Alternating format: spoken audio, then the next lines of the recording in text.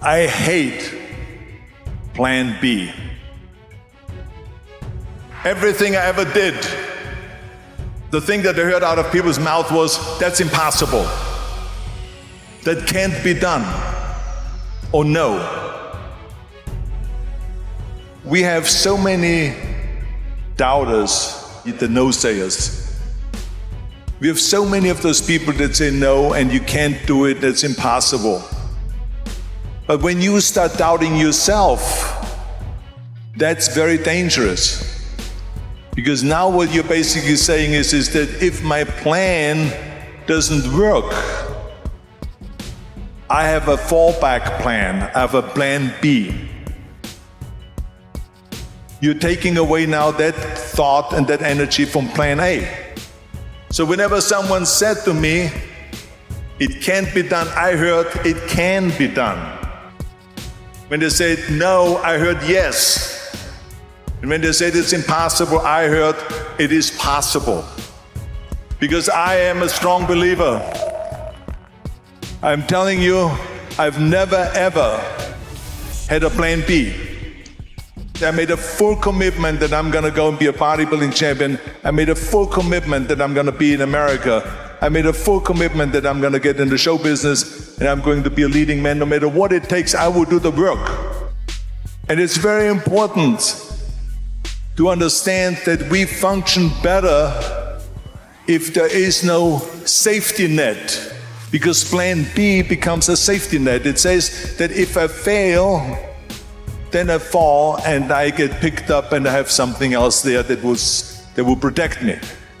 What is if I fail, then I don't have anything else?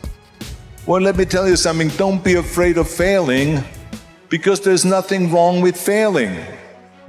So people always ask me, when they saw me in the gym in the pumping iron days, they say, why is it that you're working out so hard? 5 hours a day, 6 hours a day, and you have always a smile on your face. Why is that?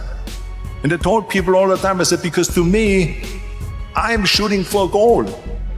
So every rep that I do gets me closer to accomplishing that goal, to make this goal, this vision turn into reality.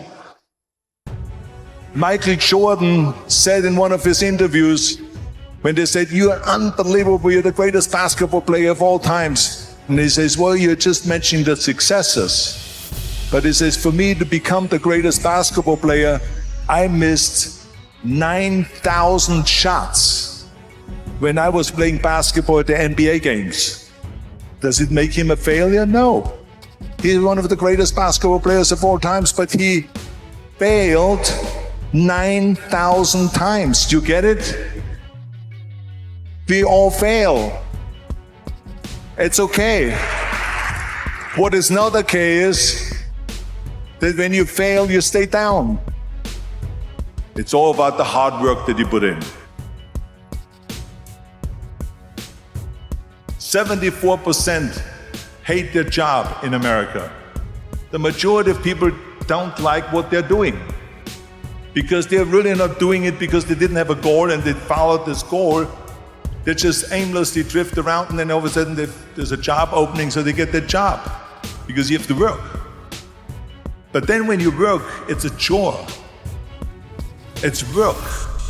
It's not fun. So if you think about only a quarter of the people really enjoy what they're doing in life, that is unbelievable if you think about it. So I felt so blessed that I knew what I was doing. It's like a medical student that studies and knows he wants to become a doctor. You know where to go. You see, if you don't have a vision of where you go and if you don't have a goal where you go, you drift around and you never end up anywhere. It's like you can have the best ship in the world, you can have the best airplane in the world. If the pilot or the captain doesn't know where to go, it will just drift around. It will not end up anywhere or most likely in the wrong place. And I didn't really like Austria when I grew up. I couldn't wait to get out of there. I couldn't see myself becoming a farmer or a worker in a factory or anything like that. Even though my parents wanted me to stay there and have a normal life. But that was their vision, not mine. My vision was totally different. I felt that I was born for something special, for something unique, for something big. Do you know how great it felt that I knew where I was going? Imagine the majority of people don't know where they're going. I knew where I was going. So it was just a question of how do you do it? I'm shooting for a goal. In front of me is the Mr. Universe title. So every rep that I do gets me closer to accomplishing that goal, to make this goal, this vision turn into reality. Every single set that I do, every repetition, every weight that I lift will get me a step closer to turn this goal into reality. So I couldn't wait to do another 500-pound squat. I couldn't wait to do another 500-pound bench press. I couldn't wait for the next exercise. Maybe it has never been done before. That's perfectly fine with me. But I'm gonna do it. And I did not listen to the naysayers. With the age of 20, I went to London and I won the Mr. Universe contest as the youngest Mr. Universe ever. And it was because I had a goal. If I would have listened to the naysayers, from bodybuilding to show business to politics, I would not be standing here today, talking to you. So this is why I say don't listen to the naysayers. I've never ever had a plan B. I would do the work over and over and over until I get it.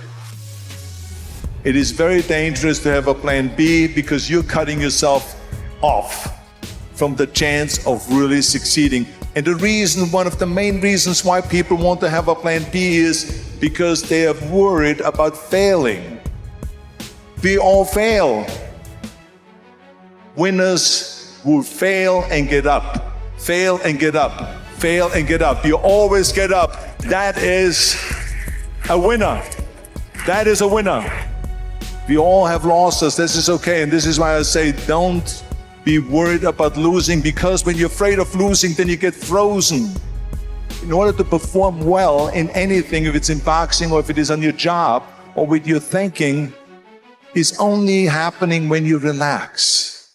It's okay to fail. Let's just go all out and give it everything that you got. That's what it is all about. So don't be afraid to fail. It's all about the hard work that you put in. So they all say that's impossible. That's impossible. That can't be done. But I didn't listen to those losers. I didn't listen to them at all. And it was because I had a goal. Because I believed